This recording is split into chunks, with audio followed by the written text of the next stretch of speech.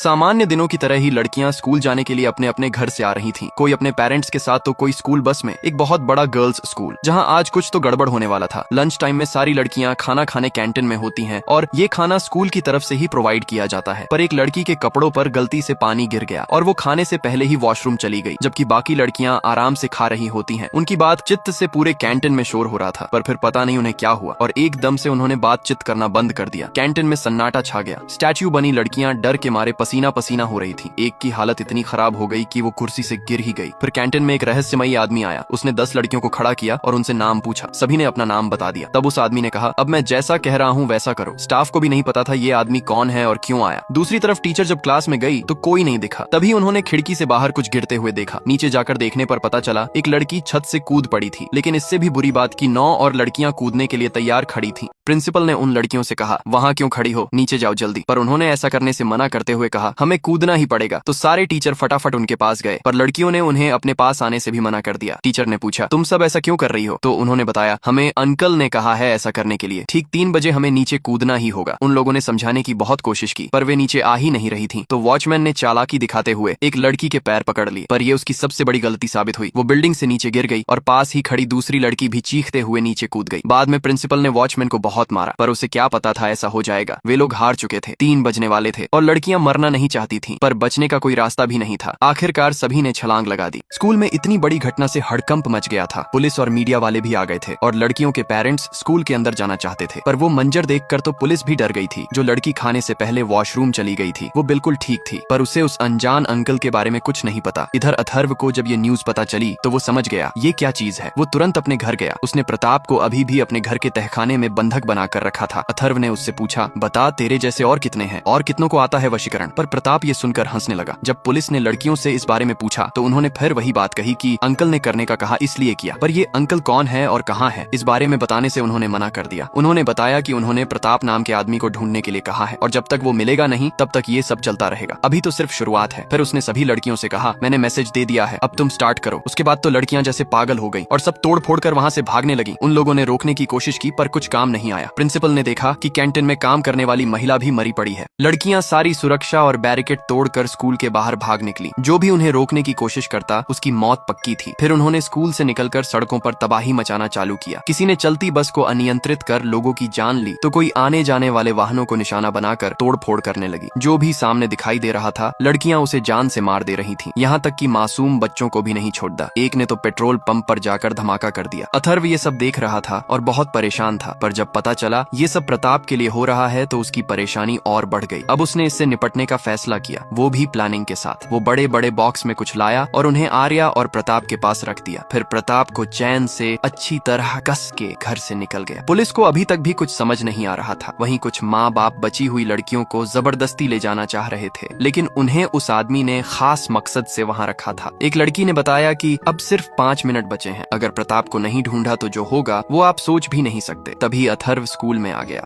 अथर्व ने कहा, प्रताप मेरे पास है, जिंदा रखा है उसे मैंने। पुलिस ने पूछा, कौन है ये प्रताप और क्या हुआ है इन्हें? अथर्व ने बताया, वशीकरण हुआ है इन पर और जिसने किया है वो एक राक्षस है। तुम लोग जितना तड़पोगे उसे उतना ही मजा आएगा। वो जो जो कहेगा वो सब तुम्हारी बेटियों को करना पड़ेगा और तुम कुछ नहीं कर पाओगे। तो उन्होंने कहा, अगर उसे प्रताप दे देंगे तो ये सब रुक जाएगा। लेकिन अथर्व ने कहा, पहले मैं उस आदमी से मिलना चाहूंगा। उसे पता था वो लड़कियों को अपने सामने ही रखेगा, इसलिए यहीं कहीं होगा। और सच में वो वहीं पर छुपा हुआ था शुरू से। प्रताप की खबर मिलते ही वो बाहर आ गया। वो शक्ल से ही डरावना लग रहा था। उसने अथर्व से कहा, तुझसे बाद में बात करता हूँ। पहले सभी को बताया इन लड़कियों का सर्वे सर्वा अब मैं ही हूँ और अगर किसी ने मुझे छूने की कोशिश भी की तो ये अपने आप को ही आग लगा लेंगी। पर एक लड़की उसका आदेश भूल गई थी तो उसने एक चांटा मारा। इस पर उसके माँ बाप भड़क गए तो उस आदमी ने लड़कियों से चाकू लाने कहा। फिर एक लड़की ने उस लड़की को चाकू दिया और राक्षस के कहने पर उसने अपना ही हाथ काटना चालू कर दिया। अथर्व कहता रहा, उससे दूर रहो, पर कोई माँ बाप ये सब देखकर अपने बच्चों को अकेला कैसे छोड़। पुलिस वाले ने उस राक्षस को मारने चुपके से बंदूक निकाली, पर एक लड़की ने तुरंत उस पर चाकू से हमला कर दिया और उसका पेट छेदम छेद कर दिया। हाथ काटने वाली लड़की भी तड़प कर मर गई थी। फिर उस राक्षस ने पुलिस वाले की बंदूक एक लड़की को थमा दी और कहा, इनके माँ बाप अगर यहाँ से बाहर ना जाए तो उड़ा दो सबको और शुरुआत अपने माँ बाप से करो। लड़की ने ठीक वैसा ही किया, पहले अपने माँ बाप फिर दूसरे के। लेकिन जब उसने कहा अगर अभी भी ना जाए तो उनकी लड़कियों को मार दो, तब सभी पेरेंट्स बाहर चले गए। फिर उसने अथर्व से बात करना शुरू किया। अथर्व ने बताया, प्रताप मेरे पास ही है, मेरी बेटी पर वशीकरण किया था, तभी से उसे कैद करके रखा है, रोज गिड़गिड़ाता है मेरे सामने। वो आदमी गुस्से से बोला, ऐसा मत बोल, वो गुरु है मेरे। अथर्व ने कहा, तू क्या कर लेगा, मार ही देगा ना। मैं नहीं डरता, और ये लड़कियां मेरी रिश्तेदार नहीं है, तू इन्हें चाहे जितना तड़पा, मुझे रत्ती भर भी फर्क नहीं पड़ता। जितनी तबाही मचाना है मचा, मैं तुझे प्रताप नहीं दूंगा। वो बोला, मुझे बता दे, मैं तुझे जाने दूंगा। लेकिन अथर्व ने शर्त रखी कि बदले में मेरी बेटी पर से वशीकरण खत्म करना होगा। इस पर वो भड़क गया, बोला, जानता है मैं कौन हूँ? अथर्व ने कहा, तेरे जैसे एक को कुत्ते की तरह बांध के रखा है। ये सुन के उसे मिर्ची लग गई, तो उसने एक लड़की को सांस लेना बंद करने का कह दिया, और वो तड़प तड़प के मर गई। अथर्व ने कहा, अब मुझे जाना होगा, नहीं तो प्रताप भी ऐसे ही तड़प के मर जाएगा। फिर उसने रोका और प्रिंसिपल को बुलाया। उसने कहा, मुझे 2 स्कूल बस चाहिए ड्राइवर्स के साथ, हमें यहाँ से निकलना है, और हमारी लोकेशन देखते रहना, पर पीछा करने की कोशिश मत करना। कल सुबह तक लड़कियों को छोड़ दूंगा। इसके बाद 2 स्कूल बस में लड़कियों को भरकर वो अथर्व के साथ निकल गया। रास्ते में एक लड़की उत्पात मचाते नजर आई, तो उस विकृत आदमी ने बस रोक कर उसे बुलाया और साथ चलने कहा, लेकिन बहुत कहने के बाद भी वो बस में नहीं चढ़ी और वहाँ से भाग गई। फिर उसने कहा, चलो यहाँ से। रास्ते में उसने अथर्व से पूछा, मेरे बड़े भाई प्रताप तेरे चंगुल में कैसे फंस गए? उन्हें तो वशीकरण में महारत हासिल है, मैं भी उनके आगे कुछ नहीं हूँ। अथर्व ने कहा, थोड़ी देर में मिलके पूछ लेना। उसने बताया, मैं उन्हें काफी अरसे से ढूंढ रहा हूँ, उनके ठिकाने भी गया, पर वहाँ न लड़कियां मिली न प्रताप भैया, तो ये मुझे ये रास्ता